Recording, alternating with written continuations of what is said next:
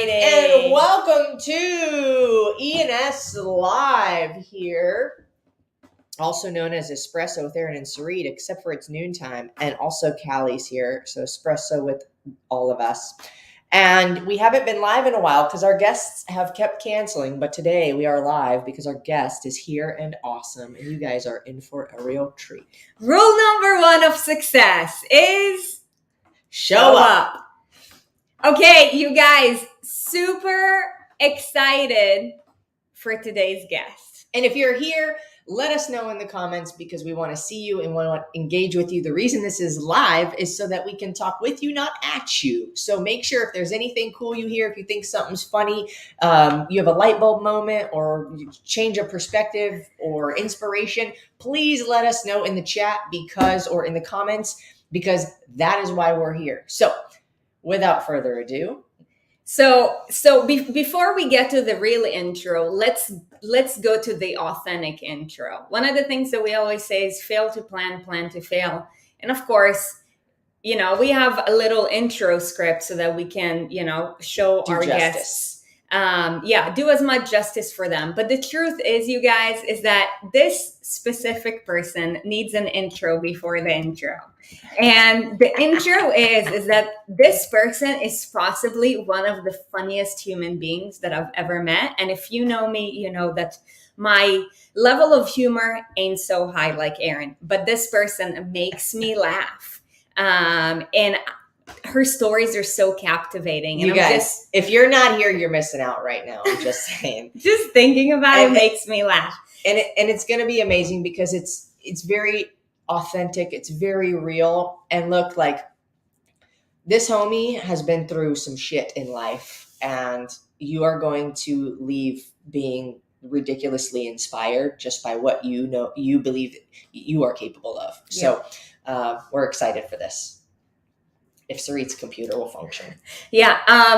Also, if you do have kids around and you or them happen to be sensitive, we would recommend that you either put your headphones on or something of that sort. It could get real in here. Because it's probably going to get beyond PG-13 if we're being honest. So let's introduce you to our very dear friend, Janine Coulter. Janine is a studio fitness owner and an entrepreneur who's been an active drug addict and alcoholic for 15 years. Despite the homelessness... Can you read today? Despite the homelessness, the multiple... Okay, I got you. Janine is a studio fitness owner and entrepreneur who's been an active drug addict and an alcoholic for 15 years. Despite the homelessness, the multiple arrests, and the loss of everything that she had, she considers this chapter to be the best thing that ever happened to her, even after almost 7 years of sobriety. Now it's over 7 years, actually, just a little over 7. And today we're going to talk about overcoming addiction, obsessive personality, and the power of channeling your energy to become a shining light even when you have faced darkness. Without further ado, Janine! What's up? Hi. That was good that you told the kids to leave the room because I got one speed. It's definitely not PG-13, so that was probably a good idea. Also, you're already laughing at me the whole time. I'm like, shit, that was a big intro. Now I got to be funny. Did you bring your funny pants on today? I'll try. I love it. I love it. Hey, yeah. I mean, for one, like, it's been like, what, 6 weeks since we've seen you? Yeah. Miss you way too much. When's going to be the next time that we're going to hang out? Are you moving to the East Coast? Am I? Yeah. I mean, I'm locked into the studio deal for a little bit longer, so we'll see. I would love to get back to Georgia, right? Because that's where I'm from, and my dad lives there. So at some point, maybe Georgia, if we can. You guys bring your notebooks because today we're going to be taking some notes and we're going to be going through a roller coaster ride of emotions. It's going to be funny. It's going to be dark. It's going to be thrilling. It's just going to be amazing. You're an incredible human being and your story is so captivating. I want to share with you guys a quick story of how we met Janine. So we met Janine through a very dear friend and mentor of both of ours. And he's like, man, you guys just have so much in common. You've got to meet one another, aside from the fact that we're actually birthday twins as well. Yes, that's so cool. And you know what? Like, ever from the first time that we met, you're like, last night when we're having dinner, we were like, man, we're so excited for Janine's thing tomorrow. And we're like, Janine is a lifer. A lifer friend, you mean? Lifer, yeah. For So sure. That's honestly, that's how I feel about you guys. Like, we hadn't seen or really spoken to each other that much when you were gone. And then when I showed up at the Thai restaurant, I was like, what the fuck's up? Like, I just seen you. And like, even when we were talking and Sarit was just like zoned in there was just like so much of a connection there. And honestly, when I used to train with you too, when we were working by your house, like, it would reset me. It would reset my soul when we would talk, because as I'm sure we'll get into, I'm a fitness studio owner, and it's challenging. And it was a little more challenging than I thought it was going to be. And in the first 6 months, it was really challenging. And I had this like really difficult employee that we both knew. And so I would go train with Sarit and talk, and you always gave me such a lifted perspective. Like, after I saw you, like, there are people that charge your battery and people that drain your battery, and you guys are battery chargers. And like, every time I left your house, even after we left dinner, like, Skylar was like, you're so different right now. And I was like, bro, I feel like I can do more after I see them, you know? So thank you for like being in my life the past few years. Like, and I'm so glad that I get to do the show. That's amazing. Side note, I'm in a broom closet. Course. Show us your broom. I mean, why are you in a broom closet? Okay, because I thought the interview was at 9, and so I was gonna go home and do my hair and makeup and set up my ring light and blah blah blah blah blah. And then at 8 a.m. when I got the link, I was like, oh my god, is it right now? So I couldn't do my makeup, I couldn't do any of that shit. So I just moved into the office. Oh wait, there's the camera. I was looking for the fucking camera. I just covered it. Okay, so I am in the office at my studio. There's better light up there. So that's where I am. This is the office, amazing. And the light's burned out. Guys. Because it's me, and it's Cybrid, and it wouldn't be Cybrid if the light wasn't burned out. So you guys, that's where we are. It ain't about perfection, is it, baby? It's about I guess not. Hey, I have one really serious question. Yes. If you guys are the same sign. Yeah. Why are you so funny and she's not? Oh, she is funny. You're out of your mind. She actually is really funny. When she's funny, it's just rare. Yeah, she's a little more like grounded. But you know what? There's a real value in having that energy, because it allows you. It's like my co-host on my podcast, Kim. Kim is the perfect like straight man, right? Like she's the perfect like bounce off the jokes person, because if there's two, it just doesn't work. It's just obnoxious, right? Oh, yeah. And so Kim is like the perfect person for me, because she laughs at everything but like feeds into it. There's almost like there's a back and forth. Like, you know, Sarit's like the yes and like that's how you keep a good conversation going. Like that's what they teach you in improv from acting. Like you bring something up and you say yes and just like keep the person inflating. And Sarit's an inflator. You guys, how many things have you already taken away? Battery chargers, battery drainers, improv rules, inflator. This is amazing. Don't be a deflator unless you fart. Yes, exactly. But don't do that either. I don't recommend it.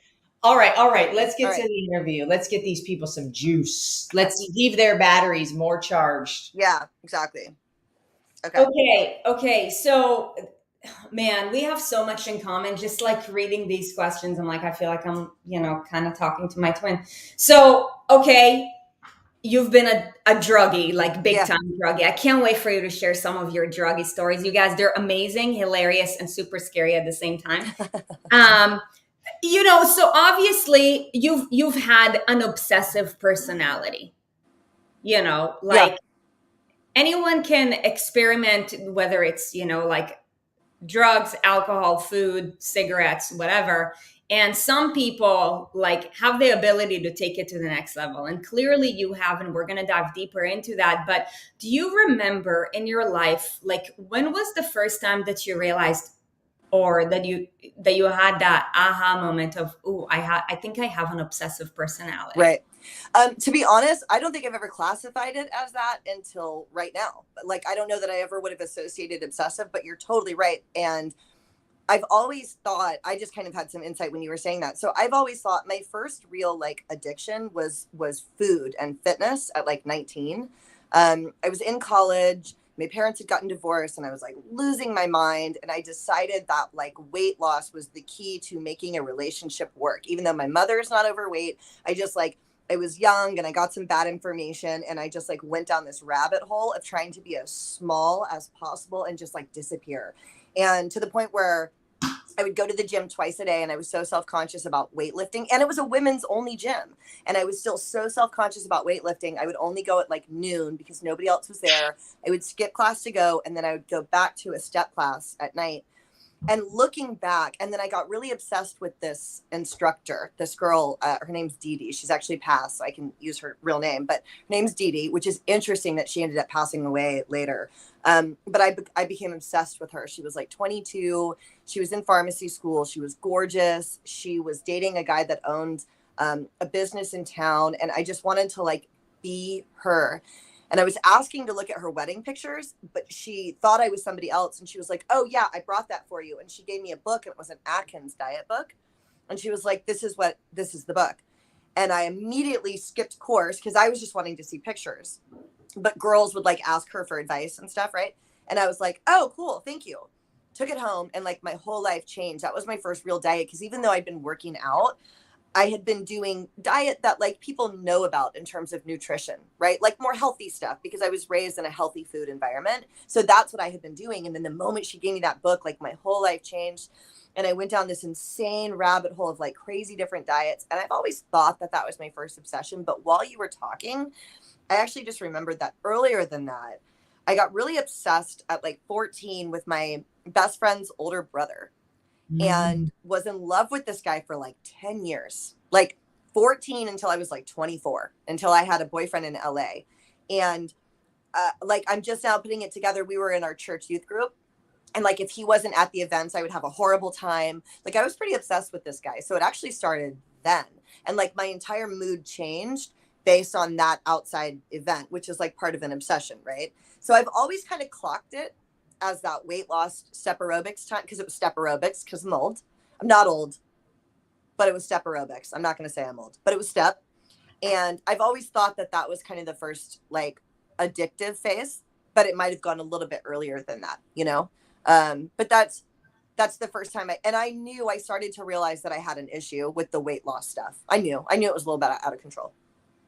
Love that. By the way, for those of you guys listening, if you feel like you either have or have had an addictive nature, would love to know what was the first time that you guys, like realized that, okay, like this is how it all started. I'm kind of wondering something as we're having this conversation. I think it's in every single person. We're addicted to feeling good. Right. Whatever that is, right. Whatever method we believe to be the truth that makes us feel good, whether it be exercise or getting skinny or being really, really crazy strong or just like having the high from a drug or something. I think we all want to feel good. So we get addicted to whatever the thing is that makes us feel that way. Right. And I think that that's kind of the difference between somebody that's potentially like well-adjusted and maybe not well-adjusted. Although I also believe that addiction starts in the brain. Like I think there's a chemical component to that because there's really no other explanation for me with my family and my background. Like everything I could ever want, this like super healthy family, like I'm the poster child for addiction being chemical. Right. And I think whether or not you take it too far is whether or not it starts to control your life, I think is the key, right? Like if the rest of your life is not progressing because of this thing, I think it's something to look at because I think what you just said is fair. Like a lot of people have things that they get really obsessed with. You can get obsessed with like TikTok or Instagram or like scrolling, you know, but if it's not affecting your life, then I think it falls in the category of like human nature, people trying to feel good. But I think when it starts interrupting your life, like I was missing class if that girl was teaching, you know? Yeah. And what's so interesting to me about this, and I've actually never shared this, I've looked for her for years and couldn't find her on social media, that aerobics instructor. Mm-hmm. And a few years ago, I finally found her, and I could tell she had passed away. She's only a few years older than me. She had died at 41. And I was like, oh my God, she had died like 2 years before I found it. And you know how you can tell from the obituaries that it was like odd circumstances? Like she had either committed suicide or had maybe OD'd. And I could tell by the way people were writing. And somebody even mentioned meeting her at a meeting. And I was like, holy shit, she was an addict too. And I didn't know. And like, obviously we had the same obsession, because a lot of people that start with a food obsession, like it's really common, specifically people that do cocaine, often also have some bulimia, binge disordered eating in their past. And so, and all of this is speculation, right? All of this is conjecture. I do not know what actually happened, but based on what I was reading, it was just crazy. I was like, oh my God, this poor girl, I idolized her. And I think she was going through the same struggles. Isn't that crazy? Yeah. That is crazy. We have so much more in common than we think. Thanks for Right. sharing, Melissa Morgenthaler. And I was definitely, Melissa, I just saw your comment. I was definitely, like, I knew exactly where the Barnes and Noble diet section was. I can still picture it in Athens, Georgia, where I would walk in, go to the right. And I did the most well, not successful, but there was a diet that I did where you just ate a little bit of protein in the morning, a little bit of protein at noon or like in the midday. And then for an hour at night, you could eat whatever you wanted. Whatever you wanted. I would eat like a large pizza, packs of M&Ms, and actually that diet in particular, I think is what led me to binge, right? Because I would binge in that hour, you know. Yeah. For those of you guys who are listening, you know how we feel about diets. I would recommend that you definitely don't even give it a try. Yeah, no. Yeah, disclaimer on that. Yeah. Didn't work. Okay, so you were introduced to fitness through your mom because she was an obsessive dieter? No. My mom has got a super healthy attitude with food, actually. Oh, that's why it's kind of weird. Yeah. I got this weird idea that maybe that's why my dad had left, but he has reassured me for years that that's not true. Like, I've asked him, and he's like, your mom is beautiful. That's totally not why I left. And I'm like, I could have sworn that's why I left, you know? And so, like, I don't even know where I got this idea, because my mother has a super healthy attitude. My dad has a healthy attitude. They were both the appropriate amount of complimentary to me and encouraging when I was growing up. They never focused on diet. There was no scales in the house, completely unrelated.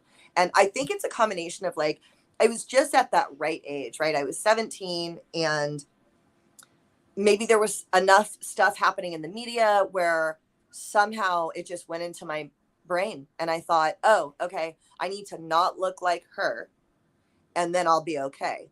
And nobody supported that from the outside. It literally just came up inside of me.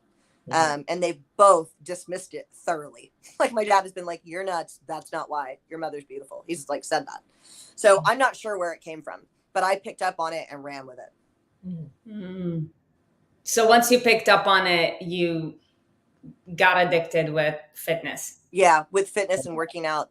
And it didn't really stop until, and I was like, I would go to the gym and weigh myself and call my mom on the way home, sobbing, crying. This happened like twice a week, sobbing, crying. If it was over 125, I would lose, which it usually was, I would lose my brain, call her sobbing. And my mother would have to like talk me down while I was driving and be like, you need to pull over. You're too upset. And I don't know, she did that shit with me for years. Like, I wonder if she remembers. She listens to all my stuff. So if I post this, she'll listen to it. So I can ask her.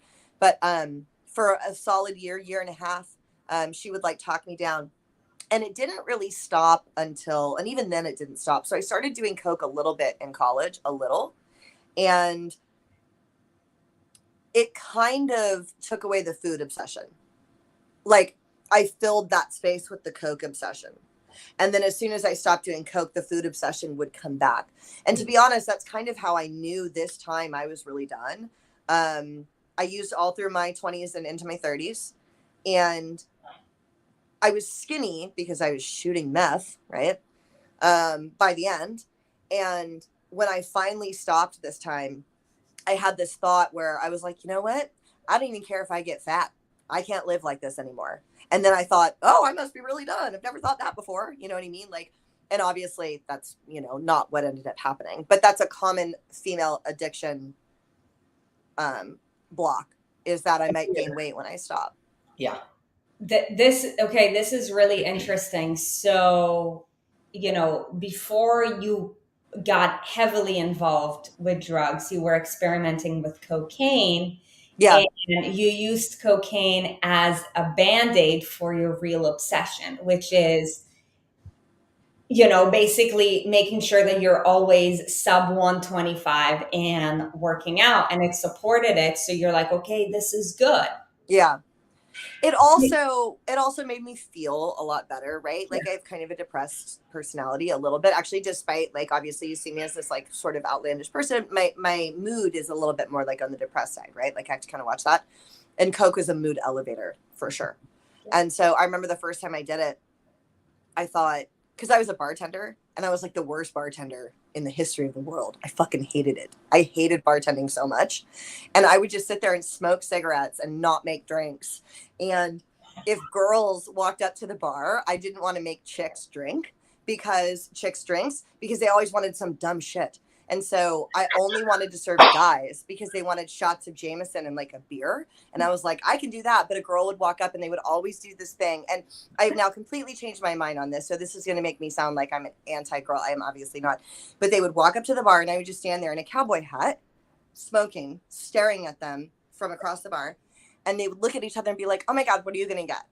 I don't know. What do you want? What should we got? What did we have at that other place? What do you think? To me.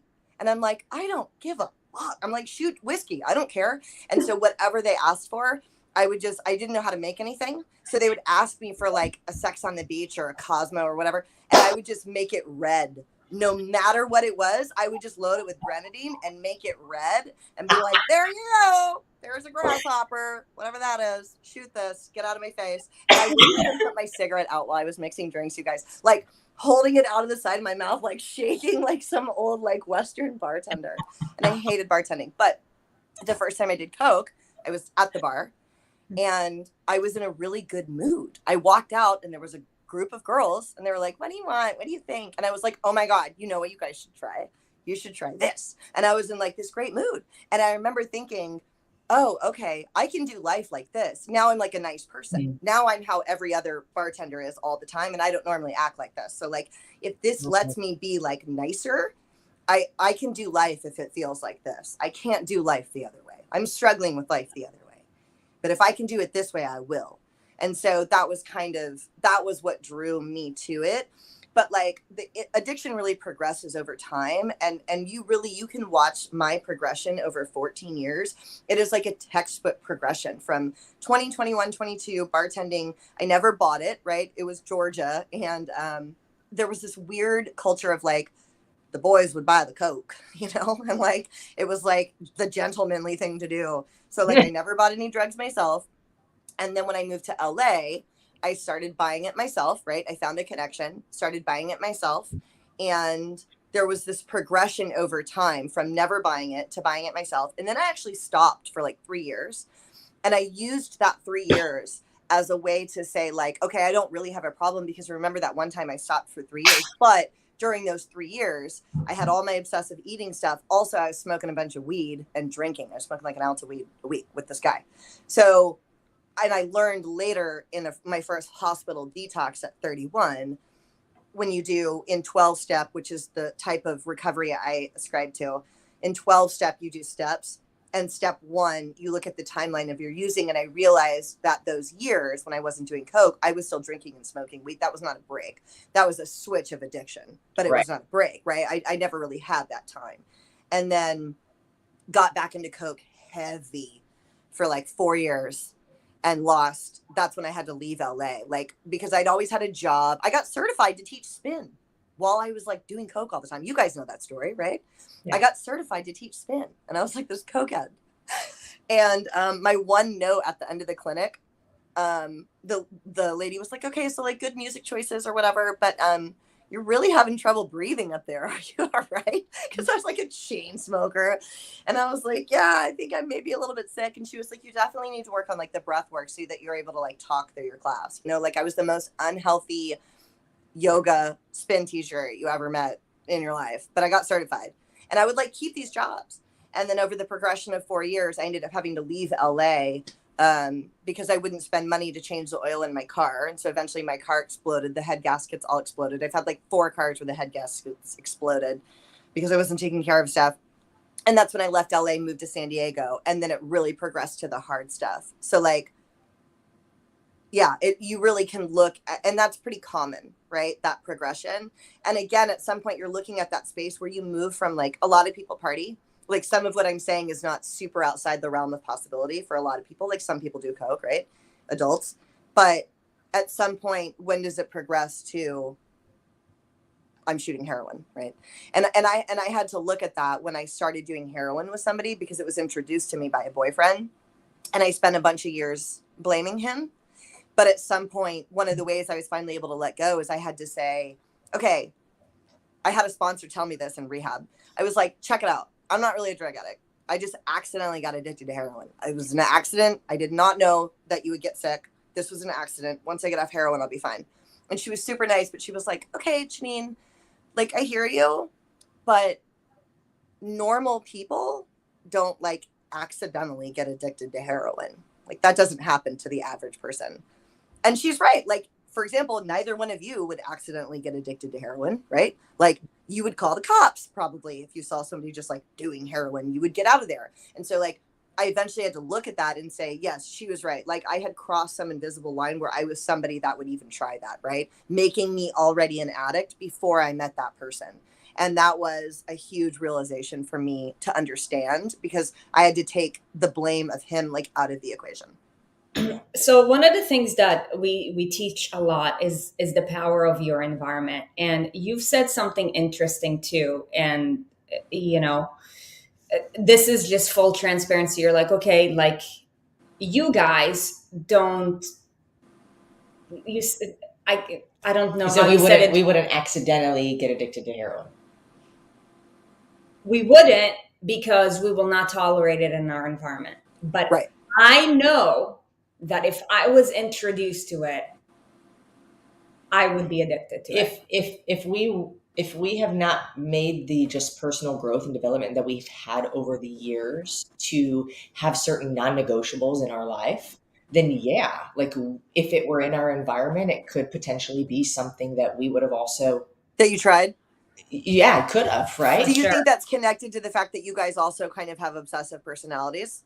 Yeah. Yes, absolutely. Okay. So my question to you is, I want to talk about environment real quick. So I want to say something because Janine, I've never tried cocaine because I know. Same. Yeah, you'd love it. I refuse to even try one time because I know what will happen. Yeah, you'd like it.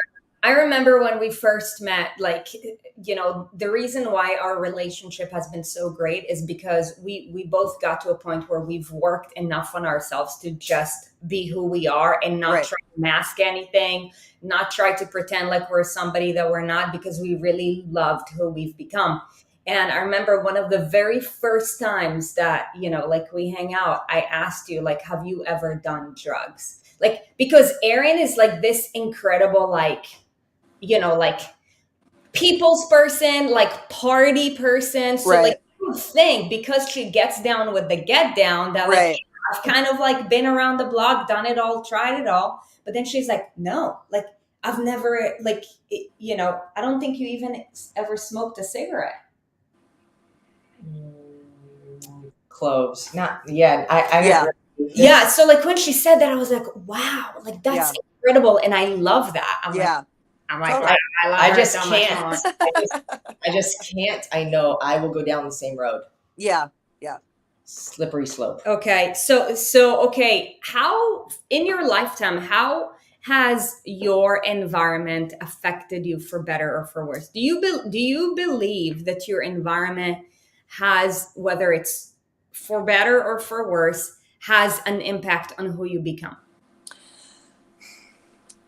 Honestly, I was usually the negative influence in my environment. So I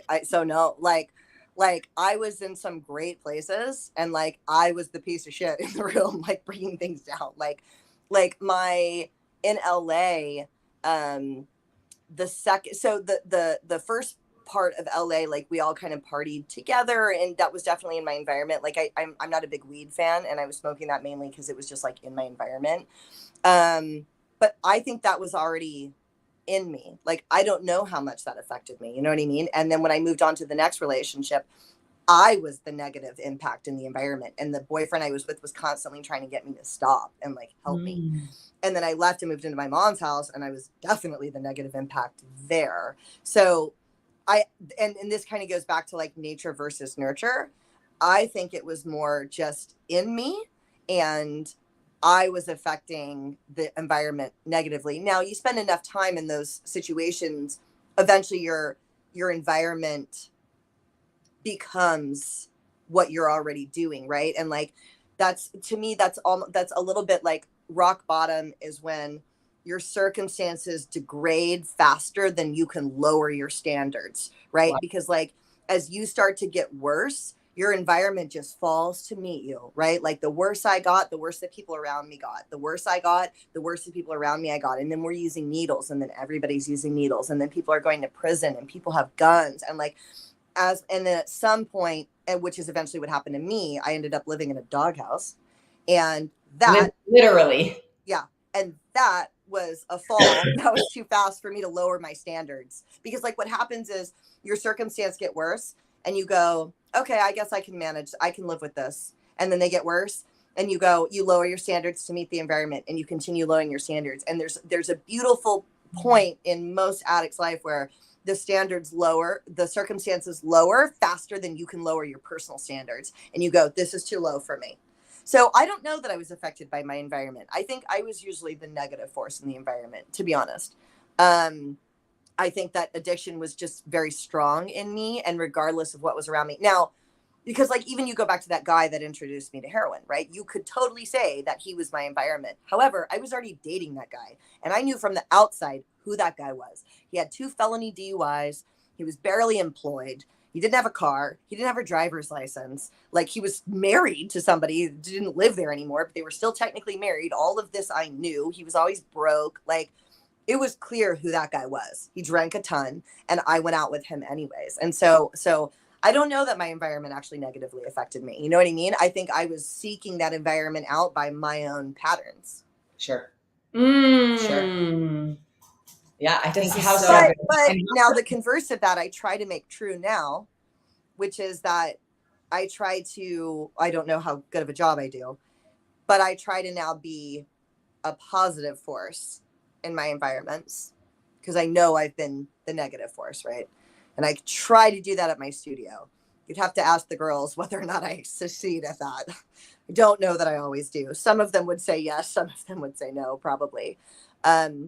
In fact, I'll share with you, this is so cool. Now, this is not mine. This is from the coach of Clemson. This is one of the coolest things I've ever heard.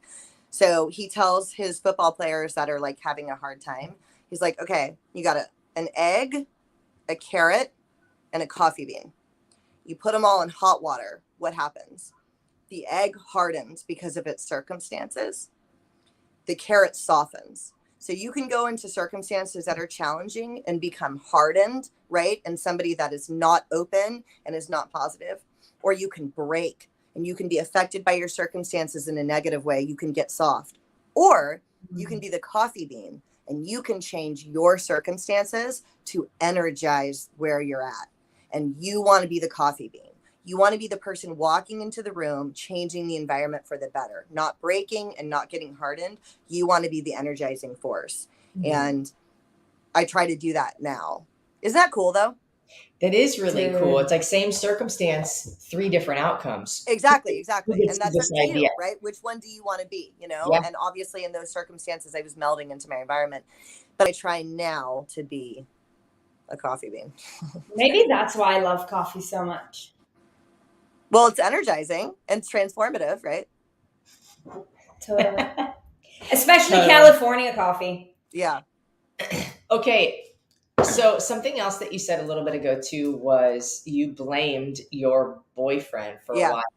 And when you're in that state of blame, how much control do you have? 0, right? 0. Because this is what I try to tell people too. If it's somebody else is causing the problem, I have to wait for that person to become the solution.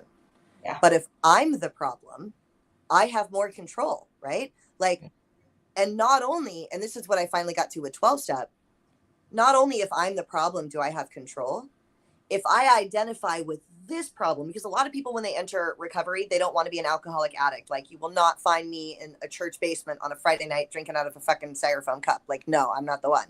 And I felt that way too. This is a common feeling. But I finally realized, okay, put all that aside. If I am this thing, if I'm an alcoholic addict, like this book says, then there's a recipe for the cure written on the wall in someone else's blood, right? Like, the people that came before me figured out these 12 steps. So if I am this person, then I can take this solution. It's kind of like you guys with your program. Like, I think that's why you guys draw in so many people. Like, if you can identify with your history when you guys used to have those struggles, if somebody identifies as somebody that's struggling to like break old patterns, you guys have the exact solution for that, because you already found the solution. It's written in your blood. The two of you have forged this path. And so people, if they can surrender and say, yeah, I'm having a hard time breaking patterns, these are the girls for me. Same thing with recovery. If I can say I am this alcoholic addict, these steps have already been mapped out, you know, and there are other paths to recovery. I'm personally a fan of 12 step. But if I'm blaming somebody else, I'm never going to be able to fully identify with that situation. Right. Right. And same thing in fitness, right? If you're blaming your partner for your bad food choices, then you have to wait for your partner to get better. Right. And so there's a certain amount of, or there's a lot of power in the surrender of like, okay, this is actually on me, right? Like, I'm the one with the issue here, which means I'm the one that can fix it, you know? And even if you don't, like, you can even take it to the extreme just so that you do find some sense of control by, even if you even if you don't believe something to be your fault, just Right. make it be your fault. Just make True. it be the problem, because then Totally. you find a solution and you Totally. can take the action. Which I did do, right? Like, I embarked on paths of recovery long before I came to, you know, this has been a real process for me, right? Like, so the last 5 years of my using was a cycle of me being homeless, in jail, or in programs, right? And so I would get 30 days here, I would get 60 days here, I would get 90 days. Like, I started on that process, and it was only in this 7 years that I had some of like the major realizations that allowed me, I think, to have sobriety really hold. And like, that was one of them, that it was my fault, that it was on me, that it was not his fault, you know? Yeah. Gosh, so powerful. Okay, so you know, I feel like with every seed of adversity, there's an equal seed of opportunity, right? And you know, your obsessive behavior started with fitness. You used cocaine to mask that, got more heavily involved with that, went to heroin. Let's just for a little bit talk about your rock bottom. I believe that hitting a rock bottom is like an amplifier for your next level if you choose to surrender at some point. Right. When your environment lowers too fast for your own standard to lower to that level. Let's talk about your rock bottom. So I'd had, and you kind of know, right? I'd had multiple bottom. Like, I had multiple situations where somebody else would be like, wow, that is terrible. That's the worst thing I've ever heard. And I would continue going. So I don't even know what made this so bad. I mean, this is pretty bad. But so the last place I was, so I'd been living at a sober living. And I would do this thing where I would live in a sober living, but I would relapse and pretend I wasn't using, because I could pass a urinalysis. Like, I'm very good at passing a drug test. I won't share how, but I can pass your fucking drug test. I can pee clean. And so I would live in a sober living, and it was obvious that I was using because I didn't have a job, and I'm like riding my bike at night, super skinny, track marks, but I'm like coming to your sober living as though I live there, right? Or as though I'm like a sober person. And I was out on right around New Year's Eve of 2014. I was with a friend of mine who was legitimately clean and sober. And I lived in this women's sober living. And the lady called me, the owner, and she was like, hey, so you have left some heroin in the bathroom and you can't come back. And I immediately was like, well, first my thought was like, did I leave heroin in the bathroom? Like, I need that. That's ridiculous. I can't believe I just like left dope somewhere. But to her, I was like, you don't know that was mine. There are 10 other women that live there. That's circumstantial evidence. Like, I'm a lawyer now. Like, I'm some junkie lawyer. I'm like, that's circumstantial evidence. You don't know that was mine.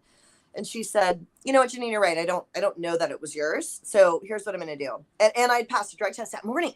And I was like, I passed a P test this morning.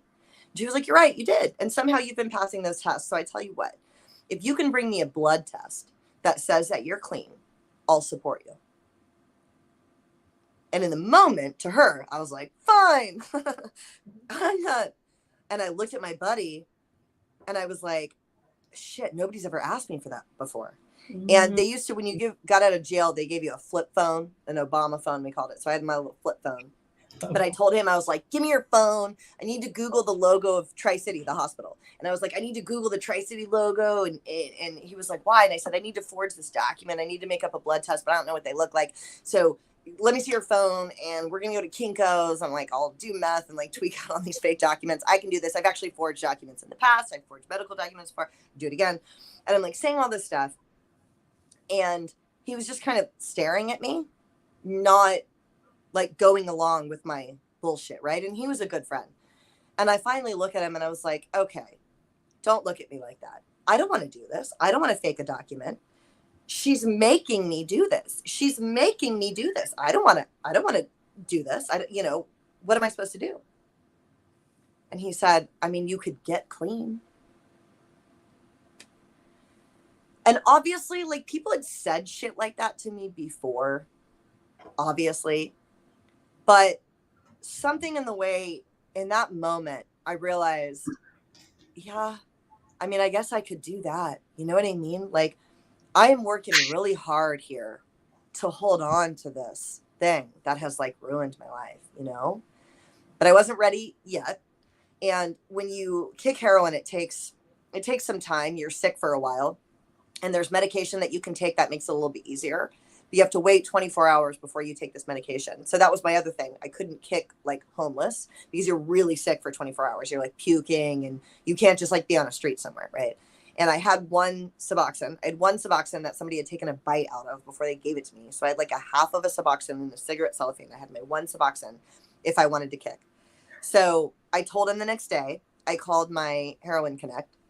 And I was like, dude, I don't know what to do. I'm kicked out of my sober living. And he said, well, I have a place that you can stay. You can stay in the doghouse in my backyard. And I said, great. That works for me. Really? And he was like, yeah, I'll bring the dog inside and you can stay in the doghouse. And I was like, perfect. I'll be right there.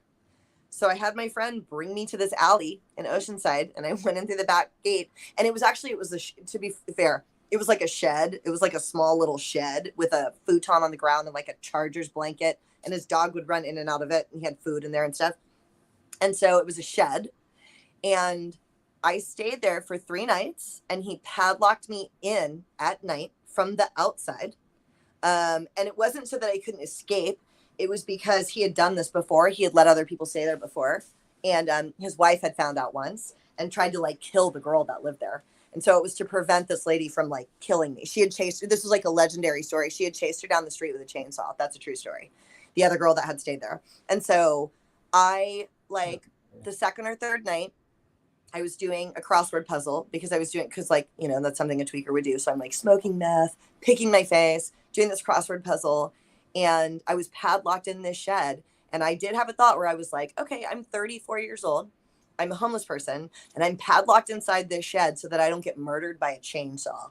This is real. This happened. Like, this is my life, And my life, and I have found this to be true for most addicts that move into recovery. Like, once you start shifting internally, like miracles start to kind of unfold. Mm-hmm. And one of the first miracles that happened was I had this friend and neither he nor I can remember if he called me or if I called him. But either way, we got on the phone and he said, hey, what are you doing? And he was a Marine. He'd be back and forth from Afghanistan and he was back. He was at 29 Palms. And he said, hey, what are you doing? And he would call me when he was home. And I said, I am living in a doghouse and I think I'm going to die.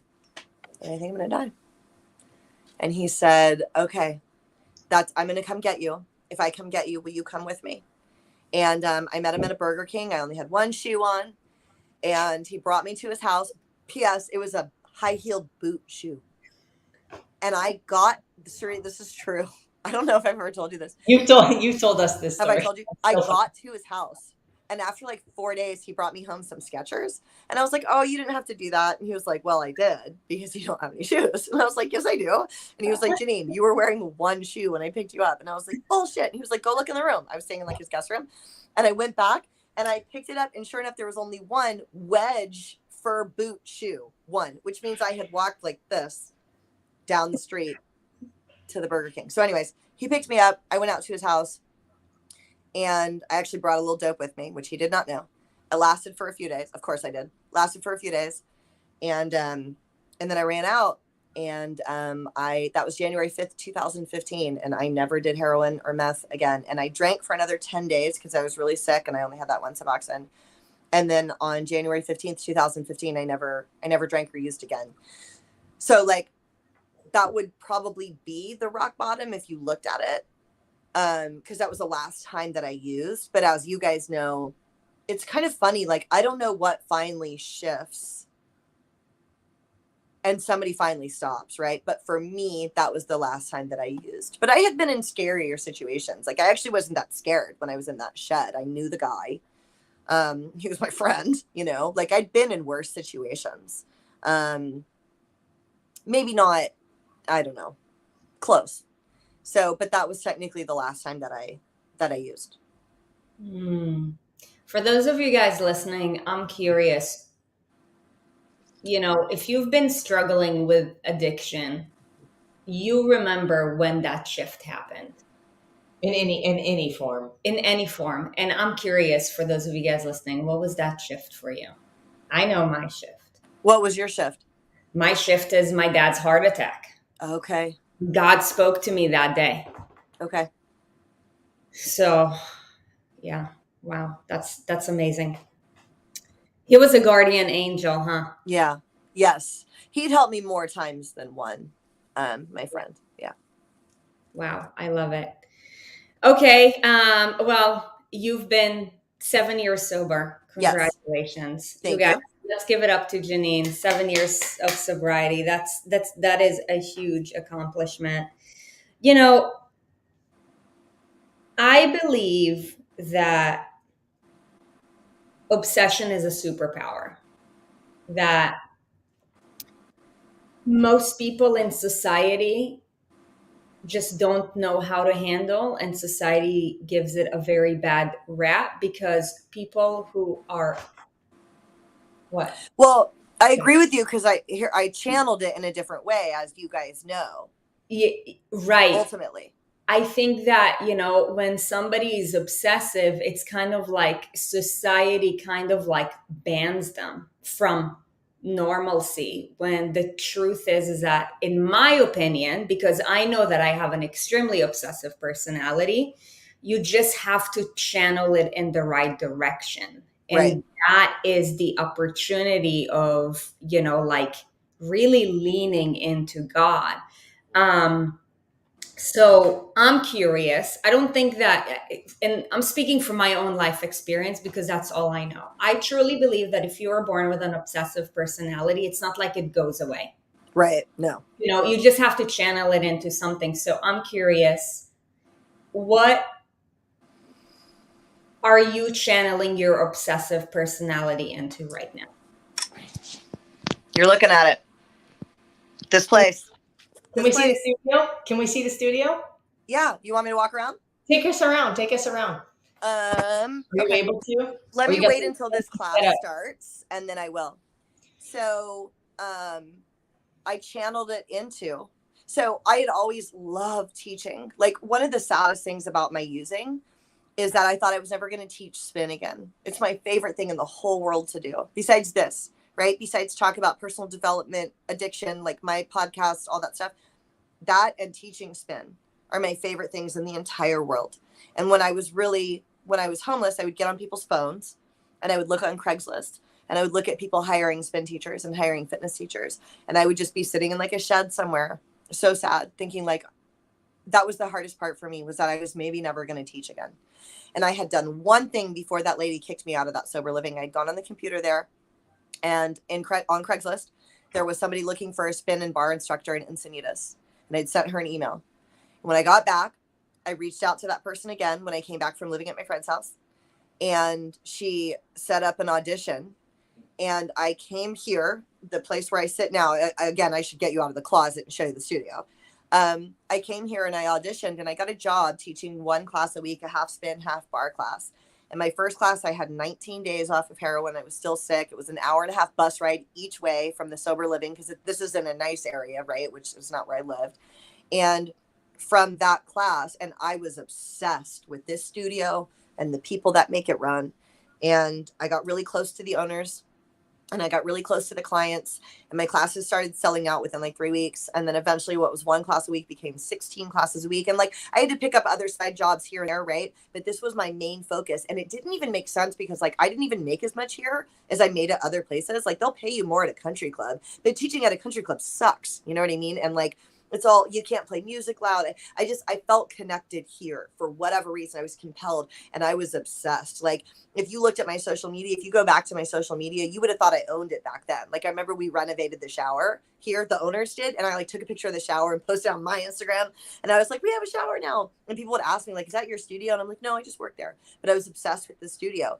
But that grew to, at about 4 years, I had the opportunity, the other owners wanted to get out, and I had the opportunity to buy it. And I really believe that that energy only was derived from my, you know, what's the saying, where your attention goes, energy flows. And by me throwing my attention at this place, it just built for me over time. And now I own it, and I've rebranded it and changed the name. I can show you guys the place. But I'm really It's incredible, you guys. It's called Studio Cybrid. And it's a bitch, right? It's a bitch. It's a lot harder than I thought it was going to be to run. So I don't want to act like this is like, you know, the most amazing thing ever. But okay, so here's like the back lobby area. And that's where people sign the wall when they get milestones. Yay! I missed this place. This is awesome. This is where we've got like our strength room. And I'm going to walk out and show you the lobby too. Hi, guys. I got one of my girls is in here doing a Zoom class. Wait, how amazing, you guys. She went from literally 19 It's called Studio Cybrid, and there's like the logo, which I designed. There's my friend Lauren. And the staff is all super tight, and we're like a little like work family. That's the best part about the studio, probably, is the staff is like a little family. Is there a spin? For the most part. Is there a spin? So that's it. Sorry. There's a spin room, but they're actually in there taking class right now. Got it. You guys, from literally what I think you said, 19 days sober, got a job. 19 days when I started. In the building that you're in, and then you bought it. Yeah. That's insane. And you know, with all of us are powerful. We all have power. It's where do we direct that power? Because with power comes responsibility. And if you don't take responsibility, life takes you. Yeah. And it's our choice. And that's what I'm still working on. I have a really, I don't know that I do the best job with managing the stress of the place. I don't, right? Like, I don't. Like, I'm constantly in fear. I just read this book called The Gap and the Gain. And after I read Psycho-Cybernetics. Yeah. Which I did. By the way, we're going to have them on our show. Oh, you are? Matt Fury. Cool. Oh, that's awesome. So I read this book, The Gap and the Gain, and it's this mindset shift that's been really helpful, which is you can be in the gap or you can be in the gain. And like, so the gap is the loss of the thing. So for like COVID, people are scared shitless in California. Nobody wants to work out in a room. So like, we've been really hit by what happened. I could focus on that because 6 months after I took over the studio, it fell apart. And I'm in California, which is like the worst place to be trying to run a gym during this pandemic.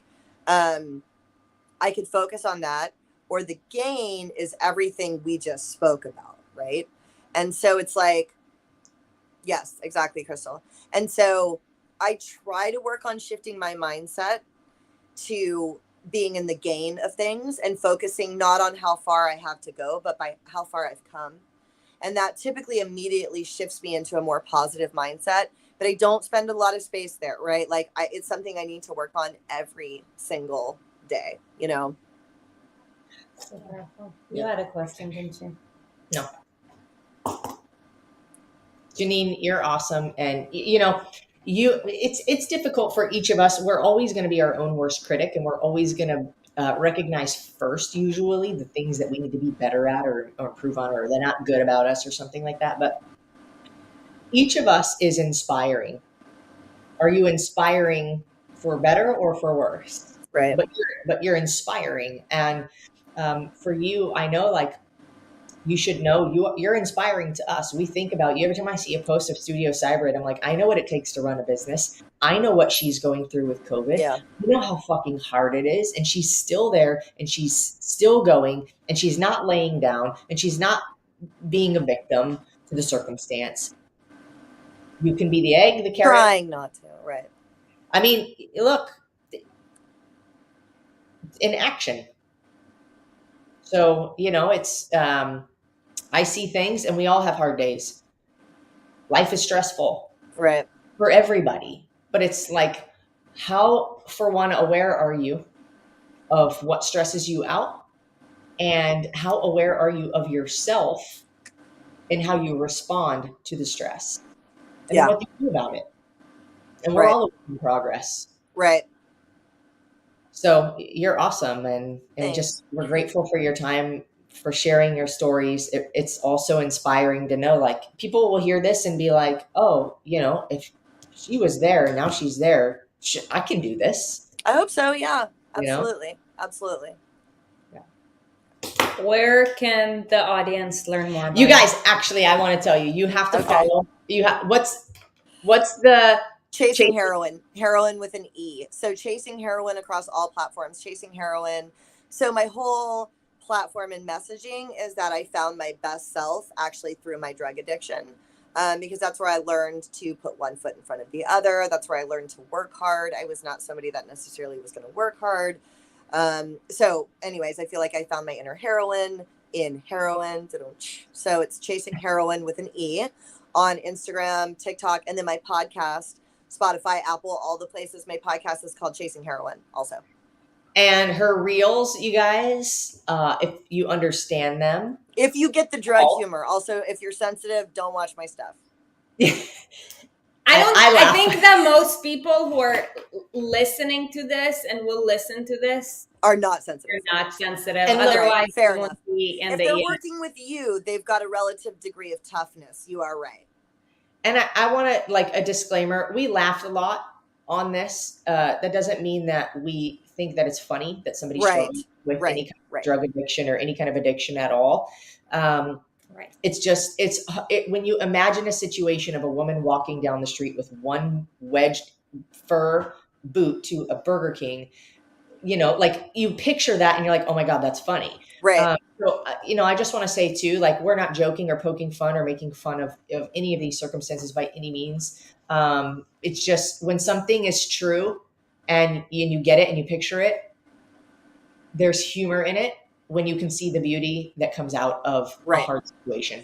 Well, and also too, the reason I make it funny is because the primary reason why I didn't want to get clean is because I was so embarrassed that I had been somebody walking with one shoe to a fucking Burger King and had lived in a doghouse. And, you know, remember that one time I bailed out and I had a lottery scratcher. That was all to my name. Your weed scratcher. Like, so all of these things, right? I was very embarrassed. Right. And other people are embarrassed also. And so I wanted to bring some levity to the situation because my audience isn't necessarily non-addicts. I'm talking to the girl that is still embarrassed.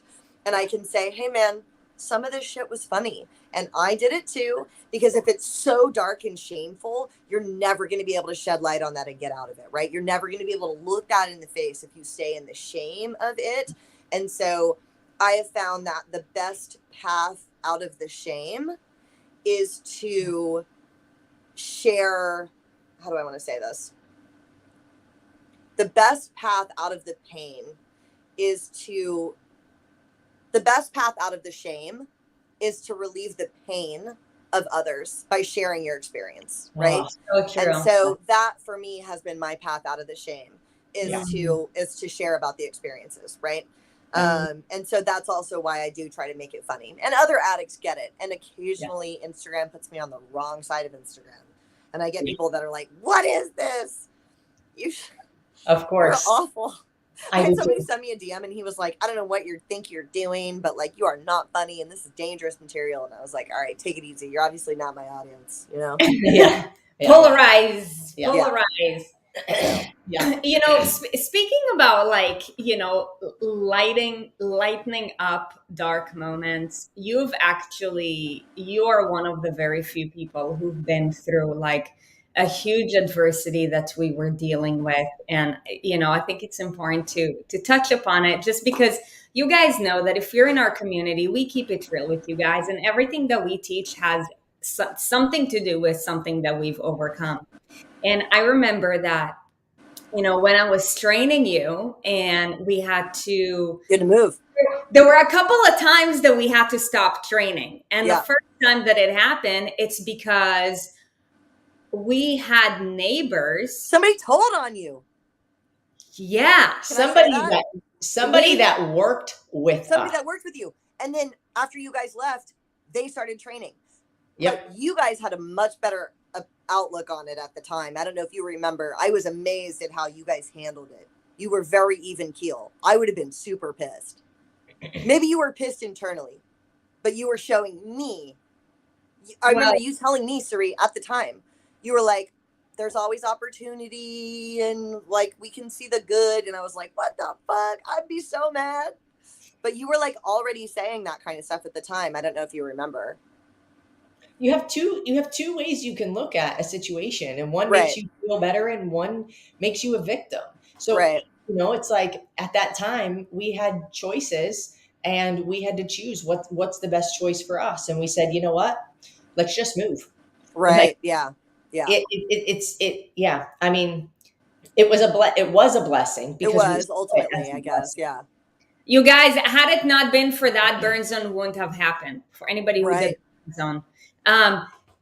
That's very true. That's very true. Yeah, because you guys had the big place where you could start doing it. Yeah. Or the Rise Above wouldn't have happened. And we moved literally the week before everything shut down, COVID. Yep. The day of my birthday. I did one session with you at your house, and then it shut down. Yeah. Do you remember like when they were like trying to find evidence and we started training with the door closed? Yes. They would sneak in there. And then one session you're like, you guys, I gotta share with you this story. And both of us like sat down with the heater. We sat in there for 4 hours in that little shed while I told you drug stories. Tyler was like, where are you? And I was like, I'm still with Aaron and Sareed. I just told them about my alias. This was our first gym, like home gym that we created. Boogie Gym 1.0. It was a one-car garage, tiny, hot. Like I loved it. It was great. Some of our YouTube videos, there's some YouTube videos of I've seen videos of you or pictures still of you guys. Yeah. But yeah, it's you know, it's an evolution and it's easy to get caught up when either people have dumb shit to say about what you say or what you do. And like, even with us, like we have no idea where somebody's been in life. I have no idea somebody's story. Like I am the only one that I can judge from what I'm doing because I know all of my story. Right. You know? And so I think just there are so many blessings in any adversity. You just are the one responsible for seeing what they are and then taking action toward them. Yeah.